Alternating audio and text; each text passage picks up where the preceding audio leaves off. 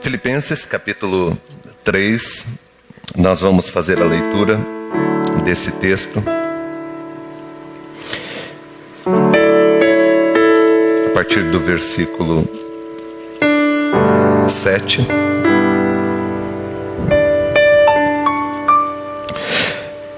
O apóstolo Paulo, ele escrevendo à igreja, ele diz assim: o que para mim era lucro, isto considerei perda por causa de Cristo. Sim, deveras considero tudo como perda, por causa da sublimidade do conhecimento de Cristo Jesus, o meu Senhor, por amor do qual perdi todas as coisas, e as considero como refúgio para ganhar a Cristo, e ser achado nele, não tendo justiça própria que procede de lei, senão a que é mediante a fé em Cristo, a justiça que procede de Deus, baseada na fé, para o conhecer e o poder de sua ressurreição e a comunhão dos seus sofrimentos, conformando-me com ele na sua morte, para de algum modo, alcançar a ressurreição dentre os mortos. Versículos 7 e 8, ele diz assim: o que para mim era lucro, considerei perda por causa de Cristo. Versículo 8, ele diz: considero tudo como perda, por causa da sublimidade do conhecimento de Cristo Jesus, o meu Senhor. Amém. Hoje eu quero conversar com os irmãos. Nós estamos aí às portas, da celebração do Natal. Eu quero conversar um pouquinho sobre Jesus, um tesouro incomparável. Jesus, um tesouro incomparável. Alguns grupos cristãos, eles não comemoram o Natal. Existe um entendimento em alguns grupos de que essa data é uma data que era uma data pagã e que foi transformado em comemoração do dia do nascimento de Cristo, mas que não era o nascimento de Cristo, e por isso não comemoram. Realmente, dia 25 de dezembro não é o dia que Jesus nasceu. Jesus nasceu provavelmente entre março e abril, nesse período. No entanto, nós não sabemos que dia que Jesus nasceu, e é importante nós termos um dia para a gente poder comemorar esse grande acontecimento na história da humanidade, que foi o nascimento de Jesus. E para nós, todos os dias foram feitos por Deus e para a glória de Deus. Não temos problema nenhum de comemorarmos no dia 25 de dezembro, porque acima de tudo e qualquer coisa, todos os dias pertencem a Deus e servem para a glória e para a honra do nosso Senhor, né? Então, comemoramos o Natal, sim, dia 25 de dezembro. E quando a gente pensa em Natal, eu estava lembrando essa semana como que as crianças fazem, né? Quando a gente chega para uma criança e nós dizemos para ela assim: olha, eu vou te dar um presente. E às vezes a criança, ela quer muito alguma coisa e ela diz: olha, eu queria que você me desse esse presente. E aí nós prometemos que nós vamos dar. Nós fazemos uma promessa, nós dizemos: olha, eu vou te dar esse presente. É interessante como que aquela criança fica ansiosa, fica angustiada para chegar o dia, para poder abrir o presente, para poder ver aquilo que ela está ganhando. E isso não acontece só com as crianças, acontece também conosco, né? Com os adultos. E eu queria fazer uma pergunta: como que você fica quando você está à espera, à expectativa do cumprimento de uma promessa? Alguém prometeu um presente para você, alguma coisa, e você fica naquela expectativa, né? Como que você fica? A Bíblia, ela é um livro de promessas. Há uma infinidade de promessas dentro da Bíblia.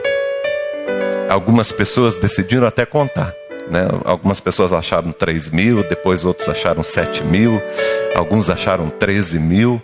E eu digo para você que esses números, ainda que sejam muito prósperos, mas eles ainda não refletem aquilo que a palavra de Deus tem como promessa para a nossa vida. Há muito mais. Há muito mais. É como se a Bíblia fosse um baú e você colocasse a mão ali dentro e fosse retirando as bênçãos que há ali dentro. E eu digo para você que nenhuma vez você vai colocar a mão ali dentro e vai voltar com a mão vazia, porque o baú ficou vazio. Sempre a palavra de Deus vai te surpreender. Sempre a palavra de Deus vai te surpreender. Porque Deus tem muito mais para nós do que nós podemos imaginar. Esse é um livro preciosíssimo. É que nós não compreendemos ele, o significado que ele tem para nós. Mas a Bíblia, a palavra de Deus, é um livro preciosíssimo. Não é algo que dá para entender com a intelectualidade ou com a sabedoria humana. Mas é algo espetacular, tremendo, maravilhoso, que Deus colocou nas nossas mãos. A Bíblia tem muitas promessas. Tem muitos presentes de Deus dentro da palavra. No entanto, há um presente que é o maior de todos. E que é o presente. E que sem ele, todos os outros presentes perdem o seu significado, o seu sentido. Deus nos deu um presente. E a palavra, a Bíblia, é a revelação deste presente que Deus nos deu. João 3,16, a palavra do Senhor diz assim: porque Deus amou o mundo de tal maneira que deu o seu único Filho, para que todo aquele que nele crer não morra, mas tenha a vida eterna. Deus nos deu um presente. E esse presente é o maior presente que se pode ganhar. Não há nada que se compare ao Senhor Jesus Cristo. Eu olho para a igreja de Jesus e eu percebo que a gente vem na igreja para buscar muitas coisas. E no teu coração talvez você tenha buscado nesses últimos dias muitas coisas. E são necessidades reais. E são algumas coisas que Deus quer fazer na tua vida de fato. Tem pessoas que vêm, que se assentam à igreja e que buscam, e que clamam, e que choram diante de Deus, buscando de Deus uma promessa, buscando de Deus um milagre, buscando de Deus uma cura, buscando de Deus um renovo, uma restituição, e buscando uma reconciliação, buscando salvação, buscando mudança. E todas estas coisas são dignas de serem buscadas, e esse é o lugar que você tem que buscar. Agora, o que eu quero dizer para você é que existe algo que é muito maior do que tudo isso, e que dá sentido a tudo isso, e que abre portas para tudo isso na tua vida. E o que nós devemos buscar é o Senhor Jesus Cristo. Há duas experiências na Bíblia que são extraordinárias. Uma experiência acontece quando Jesus faz a multiplicação dos pães. Logo que Jesus faz a multiplicação dos pães, as pessoas ficam admiradas, ficam impressionadas. E Jesus, ele tinha marcado de voltar naquele lugar para ensinar no outro dia. Só que quando eles acordam pela manhã, Jesus diz assim para os discípulos: nós não vamos para lá, nós vamos para um outro lugar. E os discípulos ficam indignados, e eles chegam para Jesus e falam: mestre, mas nós ontem tivemos lá e aconteceu aquele milagre, hoje vai ter muito mais gente lá, porque as pessoas viram o milagre e vai ter muito mais gente lá, e aquilo que o Senhor fez com os pães foi extraordinário, e hoje vai ter muito mais gente lá. Eu acho interessante, impressionante a resposta de Jesus. Jesus, ele diz assim: eu não vou lá, porque o pão que eles querem não é o pão que eu vim dar. O pão que eles querem é o pão que eles comem hoje, e amanhã eles estão com fome de novo. Aí os discípulos perguntam: mas que pão que o Senhor veio dar? E Jesus diz: eu sou o pão da vida. Não adianta nada, ainda que mate a sua fome por um momento, mas não adianta nada. É perca de tempo e de oportunidade estar diante de Deus e não experimentar o pão que alimenta e que sacia de fato a tua alma por toda a vida, por toda a eternidade. Há uma outra experiência que é quando Jesus está lá em João capítulo 4, quando Jesus está conversando com a mulher samaritana. E Jesus pede para ela um pouco de água para começar uma conversa. E no meio da conversa, Jesus conversando com ela, ela falando, olha, todo dia eu venho aqui nesse poço buscar água. E Jesus diz, olha, se você souber quem é que está te pedindo água aqui, e você pedir para mim, eu te dou água, e você nunca mais vai ter sede.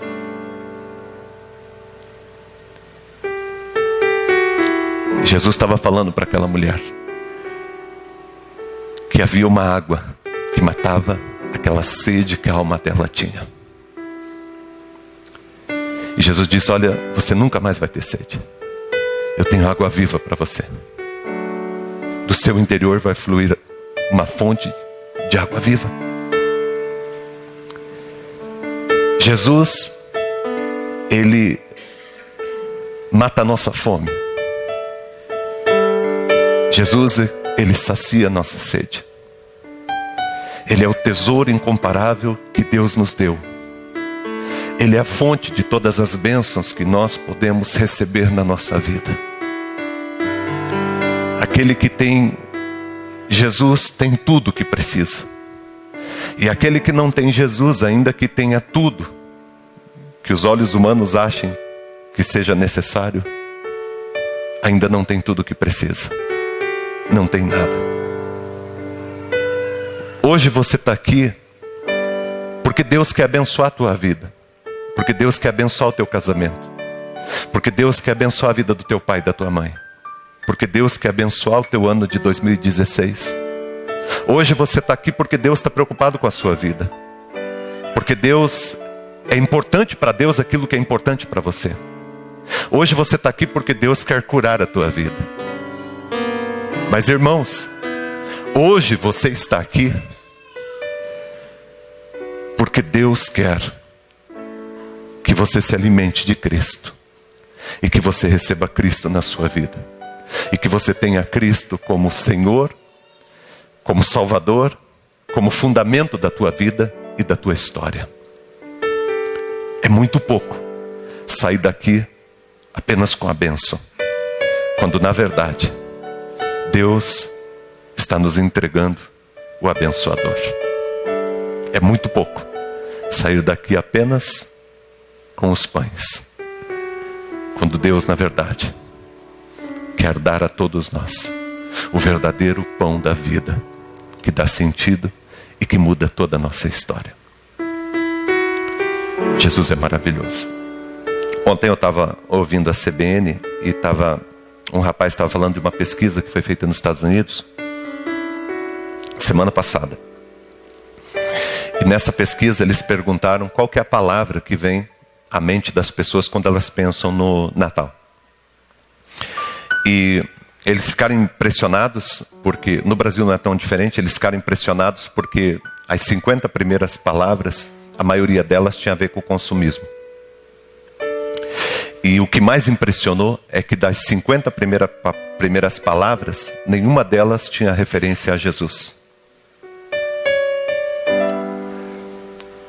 Quando pensa-se no Natal, as pessoas pensam em muitas coisas. E muitas coisas são até dignas. Eu quero paz para você, eu quero prosperidade para você, eu quero bênção para você, eu quero luz para você. São todas coisas muito bonitas.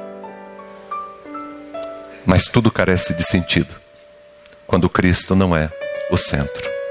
Então eu queria hoje alertar o teu coração para que você tenha Cristo como centro da tua vida. Cristo como centro da tua história. Abra a sua Bíblia agora, por gentileza, em Efésios. É um livro antes, é uma carta antes da que nós lemos. Nós lemos Filipenses, Efésios vem antes de Filipenses. Efésios, capítulo 3, os versos 14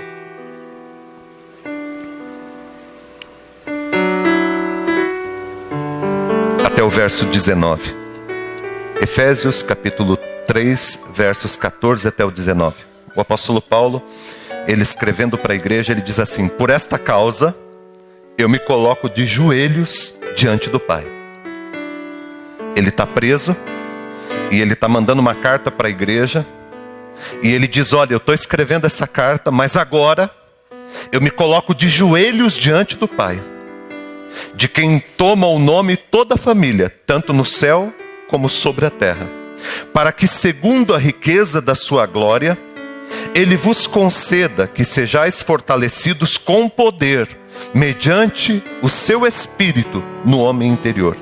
E assim, habite Cristo no vosso coração pela fé, estando vós arraigados e alicerçados em amor, a fim de poderdes compreender com todos os santos qual é a largura e o comprimento e a altura e a profundidade, e conhecer o amor de Cristo, que excede todo entendimento, para que sejais tomado de toda a plenitude de Deus. O que Paulo está falando aqui, ele está escrevendo uma carta, e quando ele chega nesse ponto, ele diz: olha, por esta causa eu me coloco de joelhos, e eu vou escrever agora de joelhos, em oração. Por qual causa que ele se coloca de joelhos? E ele diz aqui: para que habite Cristo em coração. Paulo diz: eu me coloco de joelhos para que Cristo habite no coração de vocês.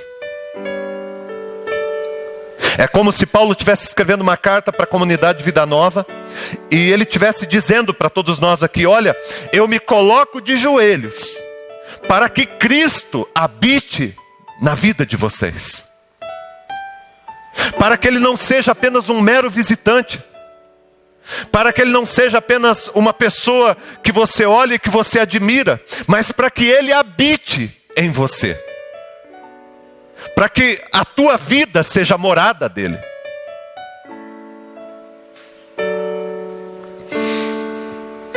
Jesus é um tesouro incomparável. E Ele é um tesouro incomparável por muitos motivos. Entre eles, esses tantos motivos que existem, seria impossível dizer todos. Eu separei 3. Primeiro, Jesus é um tesouro incomparável porque Ele é maior do que o pecado. Jesus é maior do que o pecado. O pecado é algo muito ruim que aconteceu na nossa história. O pecado é o que veio para nos desumanizar, para nos descaracterizar. Se você olha, por exemplo, lá em Gênesis 3, quando acontece o pecado, você vai ver que o pecado acontece por uma proposta de deixar de ser quem se foi criado para ser. Porque a proposta da serpente ali era: se você comer, se você se alimentar disso aqui, você vai ser como? Você vai deixar de ser o que você é e você vai ser uma outra coisa. E essa foi a proposta. E o ser humano se transformou numa outra coisa e não aquilo que Deus o criou para ser. Mas é interessante como que Deus ele faz essa restauração. Deus, Ele se transforma em homem para restaurar a nossa humanidade. E espiritualidade, irmão, presta atenção no que eu vou te dizer. Espiritualidade não tem nada a ver com misticismo, não tem nada a ver com coisas esquisitas, não tem nada a ver com coisas extraordinárias ou sobrenaturais. Espiritualidade tem a ver com humanidade. Uma pessoa espiritual é uma pessoa humana. Quanto mais espiritual, quanto mais próximo de Cristo você estiver, quanto mais imagem e semelhança de Cristo você for, mais humano você vai ser. Deus não te criou para você ser um extraterrestre, para você ser um alienígena ou um alienado. Deus não criou você para viver um mundo de misticismo, um mundo de absurdos, coisas imaginadas, coisas criadas da cabeça. Deus criou você para ser gente, Deus criou você para ser humano. E o pecado é aquilo que vem e que rouba a nossa humanidade. O pecado é aquilo que arranca de nós essa humanidade que Deus criou em cada um de nós.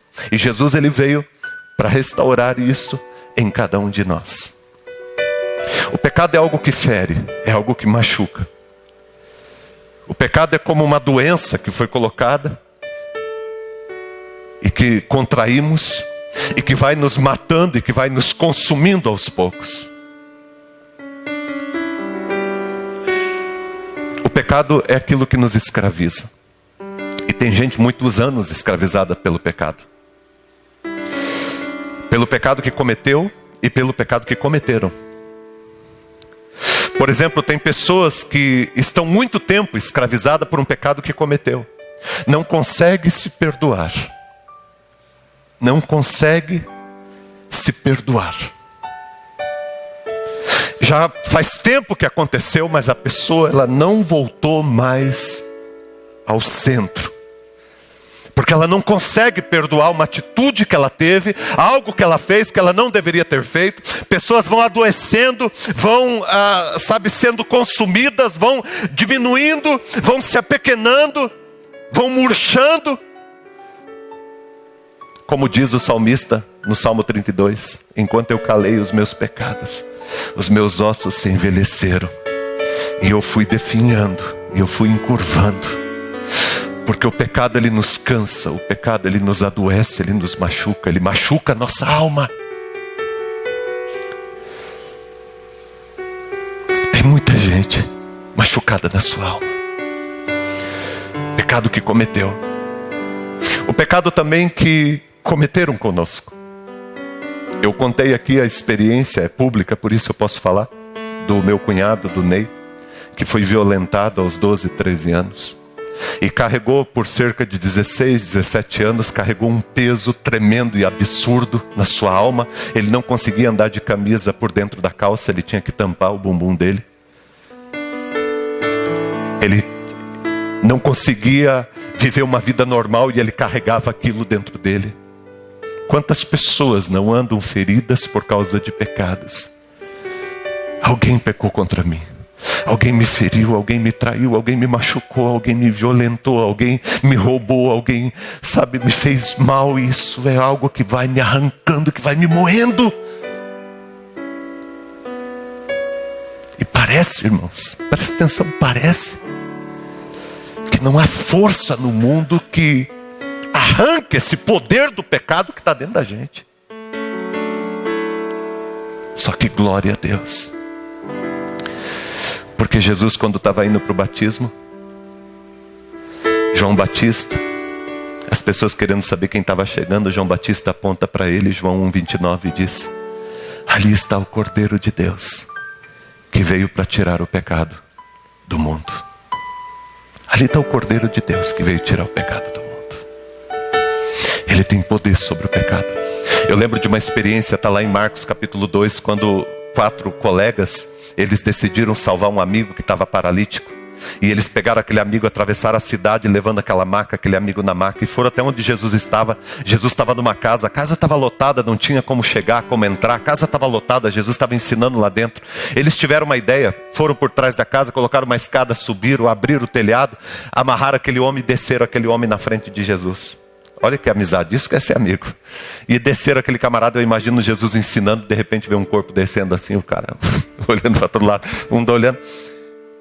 Interessante, na hora que aquele corpo baixa na frente de Jesus, a palavra de Jesus é: perdoados são os teus pecados. Agora levante e ande. E aquele homem se levanta e imediatamente começa a andar. Naquele momento, os religiosos de plantão, sempre tem, né? Os religiosos de plantão começam a pensar no seu coração: quem é esse que perdoa pecados? Só Deus pode perdoar pecados. Eles não sabiam que aquele ali era Deus. Jesus tem poder para perdoar os pecados. Jesus tem poder, irmãos, para mudar a história. Eu lembro daquela experiência de João capítulo 8, quando aqueles homens estavam com a pedra na mão para apedrejar aquela mulher, porque na lei, na religião, dizia que a mulher tinha que ser apedrejada porque ela tinha pecado. Mas quando ela se depara com Jesus, a sua história muda. Porque quando você se depara com Jesus, a tua história muda. E é impressionante o que acontece. Porque quando fica somente Jesus e ela, Jesus diz para ela: minha filha, agora você está livre. Vai e não cometa mais pecado. Porque, irmãos, presta atenção, olha aqui para mim. Quando você está diante de Jesus, o pecado se apequena diante do Cordeiro. O pecado para em Jesus. A força do pecado, o poder do pecado, ele para diante da cruz, diante de Jesus.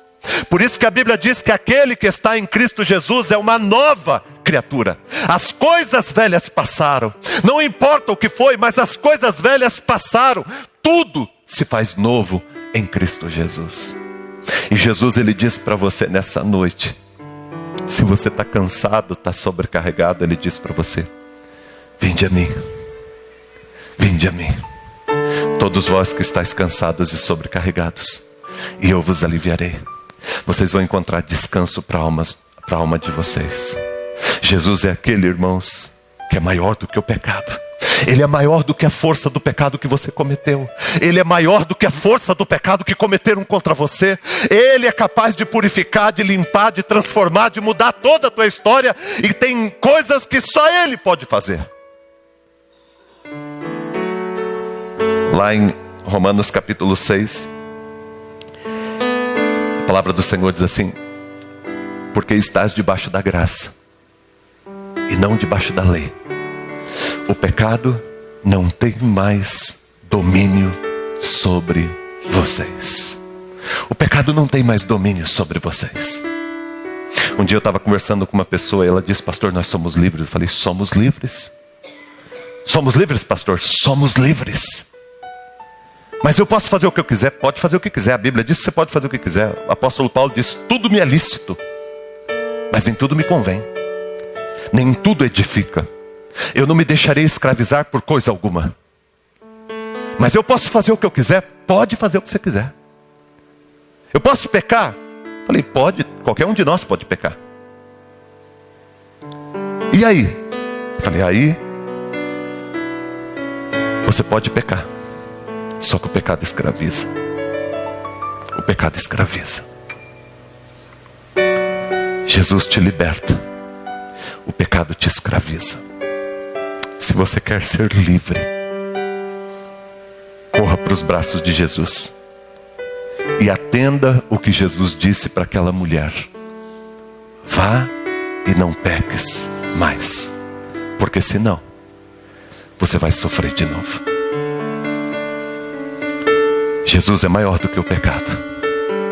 Ele tem poder sobre o pecado. Em segundo lugar, Jesus é um tesouro incomparável, porque Ele é maior do que a religião. E graças a Deus, porque Jesus é maior do que a religião.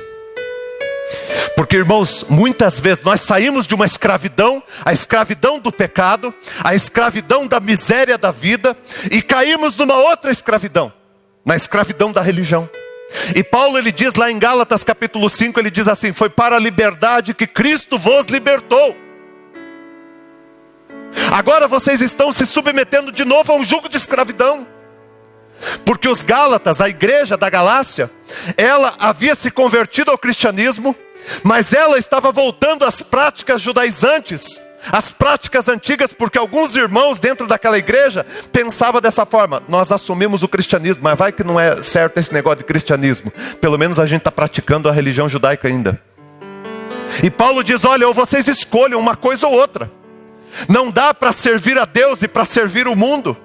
Não foi Deus que criou as religiões já existiam muito antes de Deus formar o seu povo. Antes de Deus chamar Abraão para formar o seu povo, as religiões já ficavam salpicando para todo lado no mundo. Na história da humanidade, a religião sempre existiu. O que é a religião, pastor? Religião é o homem à procura de Deus, ou à procura de ser Deus, ou de tornar-se como Deus. E o que é evangelho? Evangelho é Deus à procura do homem. E o evangelho, o primeiro sinal do evangelho acontece quando o homem peca, quando Deus sai pelo jardim perguntando: onde estás? É Deus à procura do homem. Quando os anjos anunciavam o nascimento de Cristo, eles chegaram para os pastores que estavam no campo e disseram: eis que vos trago boas novas de grande alegria. Boas novas, evangelho de grande alegria. É que na cidade de Davi nasceu Cristo, o Salvador. Irmãos, nosso relacionamento é com Deus. Nosso relacionamento não é religioso. Eu fico impressionado e fico muito triste com a história da igreja hoje, com toda essa religiosidade que está impregnada na igreja de Cristo. Irmãos, como é difícil tirar essa coisa de religião de dentro da gente. Quando nós paramos para pensar, nós estamos praticando. Nós nos tornamos meros religiosos, sendo que na verdade, evangelho é uma pessoa. Romanos capítulo 1, versículo 16 diz, o apóstolo Paulo diz: eu não me envergonho do evangelho, que é o poder de Deus, para a manifestação de todo aquele que crê. Eu não me envergonho do evangelho, porque ele é o poder de Deus. Evangelho, irmão, é uma pessoa. E o desejo do coração de Deus é que você tenha um relacionamento com essa pessoa. Não é um relacionamento de barganha, de troca. É de aproximação. É por isso que ele é o nosso mestre. Porque o mestre é aquele com quem você anda junto, com quem você se relaciona. É por isso que ele é o nosso pastor. Porque o pastor é aquele com quem você se relaciona, aquele com quem você convive, que você se torna parecido. Cada rebanho se parece com o pastor. E o nosso relacionamento é um relacionamento com Jesus. Eu gosto muito de Mateus. Abra a tua Bíblia em Mateus. Abra a tua Bíblia em Mateus rapidinho, por favor. Mateus, no capítulo 12. Olha que impressionante. Jesus é maior do que a religião. Mateus, capítulo 12, primeiro evangelho. No versículo 6, Jesus, ele dá uma sentença. E ele disse para todos aqueles religiosos de plantão que estavam ali olhando para tentar acusar ele de alguma coisa. Mateus capítulo 12, versículo 6, ele diz assim: aqui está aquele que é maior do que o templo. Porque para o judeu, o templo era tudo. O templo era mais importante do que Deus. Até porque quando Jesus entrou no templo com o chicote, eles não perceberam que Deus estava ali. E eles arrumaram um jeito, pensaram: vamos arrumar um jeito de matar esse cara. Mas é Deus, é o Senhor do templo que está aqui. E vocês não reconheceram. E Jesus pega um chicote e sai batendo para todo lado. Jesus diz: olha, eu sou maior do que o templo. No mesmo capítulo, no 12, no versículo 8, ele diz assim: porque o Filho do Homem é o Senhor do sábado. O judeu tinha aquela coisa de guardar o sábado. E ele diz: olha, Jesus é maior do que o sábado. Jesus é maior do que os dogmas, do que as leis. Jesus é maior do que o templo. Jesus é maior do que essa coisa religiosa que vocês criaram. No versículo 28, ele diz assim, que ele é maior do que os demônios, porque ele expulsa os demônios. Jesus é maior do que a religião. E graças a Deus porque Jesus é maior do que a religião. Porque se você parar para pensar, irmão, nós ficamos assustados. Ficamos assustados porque as religiões que mais matam no mundo são religiões que acreditam em Deus. O judaísmo, o cristianismo e o islamismo são as religiões que mais matam. O que está acontecendo no mundo, essas barbáries de atentado, que matam crianças, que matam mulheres, que matam pessoas inocentes ao léu, com o maior prazer. Essa coisa, irmão, é praticada por religião. Se a gente olhar no nosso país, nós vamos ver, mesmo nós entre cristãos, muitas vezes ficamos nos degradando, falando mal um do outro, tentando achar no que o outro está errado. Usamos o nosso púlpito para ficar criticando a igreja daqui, a igreja dali. Irmãos, nós somos cristãos, abençoamos as comunidades, seja a nossa igreja irmã católica, seja a nossa irmã igreja batista Betel, seja a nossa irmã adventista, enfim. Que Deus abençoe a todos, que todos cresçam. Mas nós vivemos muitas vezes como se nós fôssemos tribos, degradando uns com os outros. Isso é religião. Nos apegamos a ritos, às coisas, e deixamos aquilo que é mais importante, que é essencial, que é amar a Deus acima de todas as coisas e amar o teu próximo como você ama a si mesmo. Isso é evangelho. Se é reino de Deus, é relacionamento. As outras coisas é tudo bobagem. Esse apego demasiado a coisas, sabe? Apego demasiado a ritos de igreja, a clericalismos, sabe, essa busca por coisas. Parece que nós temos uma sede por divindade. Deus nos criou para sermos humanos, e essa sede de divindade é uma doença que está na nossa alma, que precisa ser arrancada. E somente Jesus pode arrancar isso de dentro de nós. Foi isso que Jesus fez quando ele entrou no templo, com o chicote. Porque ele é maior do que o templo, porque ele é maior do que a religião. A Bíblia diz em Romanos que o fim da lei é Cristo. O fim da religião é Cristo. Ele é a resposta de Deus. Ele é o caminho que Deus abriu para nós. Não existe meio de você chegar a Deus senão por Cristo. Não existe outra ponte. Por mais extraordinário e espetacular que uma pessoa tenha sido, que um projeto tenha acontecido, não existe nada que consiga nos levar a Deus, senão o nosso único Senhor e Salvador, Jesus Cristo. Igreja só tem um sentido: nos reunirmos aqui para compartilharmos o amor de Cristo, para ajudarmos uns aos outros e para crescermos como comunidade. Eu fico imaginando, irmãos, por que uma igreja é tão rica e outra é tão pobre dentro de uma cidade? Não está errado? Por que uma igreja tem tanto e a outra está passando necessidade? Por que temos líderes religiosos que ganham 50, 60, 80 mil reais e temos missionários que estão passando fome e que não têm o que comer? E aqueles que ganham 70, 80, 90 mil reais, eles têm a cara de pau de dizer: vamos orar, vamos orar. Vamos orar nada, irmão. Abre o bolso e tira o dinheiro e dá para o coitado do irmão que está lá. Para esse negócio de orar. Vamos ter atitude. Vamos parar com essa hipocrisia que nós criamos. Jesus disse certa vez para os religiosos de plantão da sua época: vocês colocam um peso, colocam um jugo sobre o meu povo, e vocês não ajudam eles a carregar nem com um dedo. E eu vejo, irmãos, esses líderes de mídia colocando peso sobre as pessoas, colocando peso sobre o povo, simplesmente para se manter no poder que criou.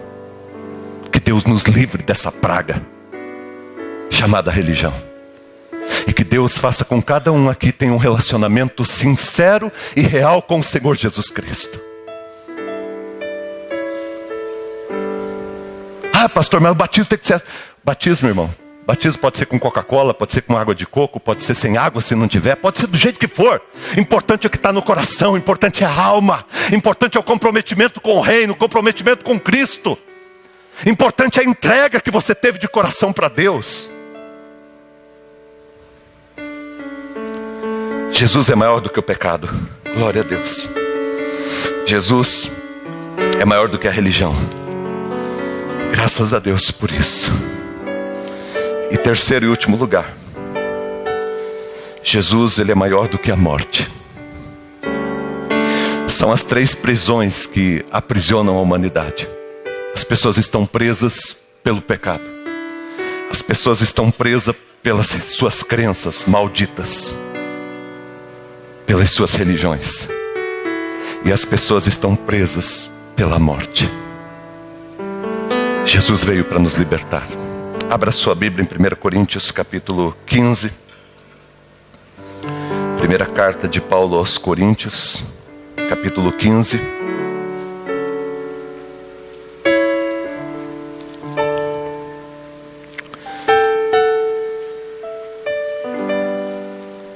Versos 55 até o 58. Primeira carta de Paulo aos Coríntios, o capítulo 15, os versos 55, 56, 57 e 58. Paulo, ele faz um desafio e ele diz: onde está, ó morte, a tua vitória? Onde está, ó morte, o teu aguilhão? O aguilhão da morte é o pecado, e a força do pecado é a lei. Graças a Deus que nos dá a vitória por intermédio de quem? De nosso Senhor Jesus Cristo. Portanto, meus amados irmãos, sejam firmes, inabaláveis e sempre abundantes na obra do Senhor, sabendo que no Senhor o vosso trabalho não é vão. No Senhor o vosso trabalho não é vão. Ele diz: ó morte, aonde está a tua vitória? A morte foi vencida por Jesus. Terceiro dia, depois que Jesus morreu, a morte foi tragada pela vitória que nós recebemos em Cristo Jesus. Quando eu falo em morte, irmãos, olha aqui para mim. Quando eu falo em morte, eu quero falar de dois tipos de morte. Eu quero falar da morte que acontece do nosso corpo físico. Nós estamos envelhecendo. Eu estou usando óculos agora até, já faz parte do processo de envelhecimento. Eu fui lá e o cara, ele falou assim para mim, né? O médico lá, ele falou assim para mim, ele falou: olha, pastor, é o seguinte, você vai ter que usar óculos por causa da idade, porque a idade está chegando. Então, é natural, isso vai acontecendo com todos nós, né? E você que está novo, não fique rindo de mim, porque se você tiver sorte, você também vai acontecer isso. Mas tudo bem. Nós estamos aí caminhando e morremos. Mas há um outro tipo de morte também que eu quero conversar, que é aquilo que está morto dentro da gente. Tem muita gente carregando coisas mortas dentro de si. Parte da vida que está morta. Eu quero dizer para você que está aqui hoje que Jesus tem poder sobre a morte. Jesus, ele tem poder sobre a morte física. Jesus, ele tem poder sobre a morte dessa coisa que morreu dentro de você, dessa alma tua que está morta dentro de você. Jesus tem poder para ressuscitar e para transformar toda a tua vida e toda a tua história. Jesus, ele tem poder sobre a morte. Amém? Você crê nisso? Eu creio, irmão, profundamente. Eu lembro, por exemplo, de Jesus com Lázaro. Lembra? Lázaro estava 4 dias morto. E todo mundo, as mulheres estavam tristes. As amigas de Jesus, Marta e Maria, estavam muito tristes, porque Jesus não chegou a tempo. Parece às vezes que Jesus não chega a tempo, né? A gente está esperando, ele não está chegando.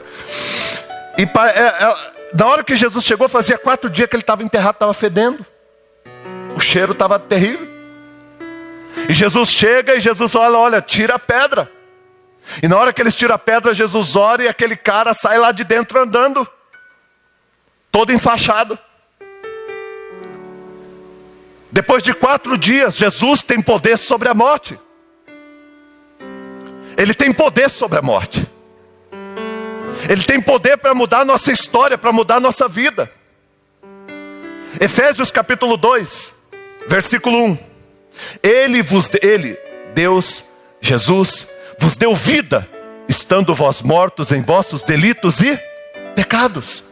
Nós estávamos mortos nos nossos delitos e pecados, porque o pecado mata, porque o pecado destrói, porque o pecado acaba com a nossa vida, acaba com a nossa família, acaba com a vida dos nossos filhos, acaba com a vida dos nossos pais. O pecado é uma maldição que vem para ferir, para machucar, para matar, e a gente deixa isso entrar, mas Jesus, ele nos deu vida quando nós o recebemos no nosso coração. Ele nos deu vida. Nós estávamos mortos, mas ele nos deu vida, porque ele tem poder sobre a morte. João capítulo 10, versículo 10 diz assim, que o inimigo, ele veio para matar, ele veio para roubar, e ele veio para destruir. Ponto. Seria muito triste se a nossa história acabasse aqui. Só que graças a Deus, irmãos, a história continua. Tem um ponto ali, mas tem uma outra frase. Jesus diz, eu vim para que vocês tenham vida e a tenho em abundância. Ele veio para arrancar a morte. Ele veio para acabar com a morte. Eu estava, essa semana fui com o Rogério, né? Visitar uma pessoa que perdeu uma criança. E a gente estava lá. E eu confesso, irmãos, que eu fui, mas eu fui com meu coração muito apertado, porque é muito difícil falar num momento como esse. Muito difícil. Porque a gente não tem o que falar. Nós não temos o que falar. Não há o que falar. O que você vai falar para uma mãe, para um pai que perdeu um filho? O que você vai falar? Não tem o que falar. E eu estava com meu coração apertado em oração, dizendo, Deus, faz fluir a tua vontade, a tua palavra. E nós chegamos lá, né? Sentamos ali, eu e o Rogério, ficamos ali uma parte da tarde conversando. E foi muito interessante como que foi fluindo, porque o assunto foi fluindo, e a conversa foi fluindo, e eu dizia: Deus, fala Deus, fala por favor, porque eu estou aqui, eu estou pequeno aqui, eu não tenho resposta, eu só quero chorar. E fomos conversando, e num determinado momento, eu abri a boca, e Deus, Ele falou assim: esse tempo de separação é breve. Vai haver um reencontro para toda a eternidade. E eu prestei muita atenção no semblante dela quando eu falei isso. Eu senti no semblante dela uma mudança, porque eu tinha certeza que era Deus que estava falando. É Deus que estava falando para ela: vai ter um reencontro na eternidade. Porque o meu filho, quando ele morreu há 2000 anos atrás na cruz do Calvário, ele morreu para que tivesse esse reencontro. Ele morreu para que a vida fosse eterna. Ele morreu para que a vida atravessasse esse tempo. Jesus diz em João capítulo 14: não fiquem perturbados, não fiquem ansiosos, não fiquem perplexos pelo que está acontecendo. Eu vou voltar para o Pai, mas eu não vou deixar vocês sozinhos. Eu vou para o Pai para preparar lugar para vocês. Eu volto para buscar vocês, para que aonde eu estiver, estejam vocês comigo. Olha que palavra tremenda de Deus. E aí o Tomé pergunta para Deus: Deus, mas tudo bem, a gente vai estar com o Senhor lá, mas qual que é o caminho? Por qual o caminho que nós vamos seguir? E Jesus responde, João 14:6: eu sou o caminho, eu sou a verdade, e eu sou a vida. E ninguém pode chegar ao Pai, ninguém pode ser reconciliado, se não for por mim. Irmãos, que tremendo. Que Deus maravilhoso esse que a gente crê, que a gente ama. Esse Deus que tem cuidado da nossa vida. Lá em Romanos, irmãos, capítulo 8, o apóstolo Paulo, ele proclamando a palavra de Deus, ele diz em alto e bom som, ele diz que nada pode nos separar do amor de Deus que está em Cristo Jesus. Ele diz: nem a doença, nem a enfermidade, nem as coisas do presente, nem as coisas do porvir, nem principados, nem potestades, nada, ele diz, nem a vida, ele diz, nem a morte pode nos separar do amor de Deus que está em Cristo Jesus. Nada pode nos separar do amor de Deus que está em Cristo Jesus, que se manifestou em Cristo Jesus, que é Cristo Jesus. Porque o amor de Deus é Cristo Jesus. Eu quero concluir, irmãos, lembrando daquela experiência maravilhosa que houve na cruz quando Jesus estava ali. A palavra do Senhor diz que foram colocados um ao seu lado direito e outro ao seu lado esquerdo. Eram dois malfeitores. E um dos malfeitores começou a zombar de Jesus, a murmurar e a desafiar Jesus. E ele chegou para Jesus e disse assim: você não é o Cristo, você não é o Messias, você não é o Filho de Deus. Se você de fato é, que eu acho que você não é, que senão você não estaria aqui na cruz. Mas se de fato você é, então sai dessa cruz. Sai dessa cruz, e não apenas sai da cruz, mas tira a gente daqui também. Na hora que ele estava falando isso, o outro suspirou forte, tomou um ar e respondeu: você está maluco, seu ignorante. Eu e você estamos aqui porque os nossos erros nos trouxeram até aqui. Os nossos pecados fizeram com que a gente chegasse onde a gente chegou. Nós estamos aqui recebendo aquilo que os nossos atos merecem. Aí ele olha para Jesus e diz: ele não fez nada, ele não tem pecado algum. E aquele homem olha para Jesus e ele diz assim para Jesus: Senhor, quando o Senhor estiver no reino, se lembre de mim. Irmãos, é impressionante. Jesus tem poder, ele é maior do que a morte. Jesus responde para aquele homem: hoje mesmo, hoje mesmo, você vai estar comigo no paraíso. Hoje mesmo. Porque Jesus tem poder sobre a morte. Jesus, Ele quer trazer vida, olha aqui para mim, para essas áreas da tua vida que estão mortas também. Tem muita gente aqui dentro que tem áreas da sua vida que estão mortas. Quem sabe é uma área de um relacionamento lá atrás. Quem sabe de um erro que você cometeu e aquilo matou uma parte de você. Quem sabe de um erro que cometeram contra você. Machuca, aquilo te queima, aquilo ferve a tua alma, aquilo te consome. Quero dizer para você hoje que está aqui, Jesus quer ressuscitar. Não sei se você crê que Jesus tem poder para ressuscitar, mas Jesus, Ele tem poder para ressuscitar sonhos, ressuscitar planos. Jesus tem poder para nos restituir. Jesus tem poder para mudar a nossa vida e para mudar a nossa história. Eu quero convidar você para crer, para confiar e para colocar a tua vida no altar do Senhor, em nome de Jesus.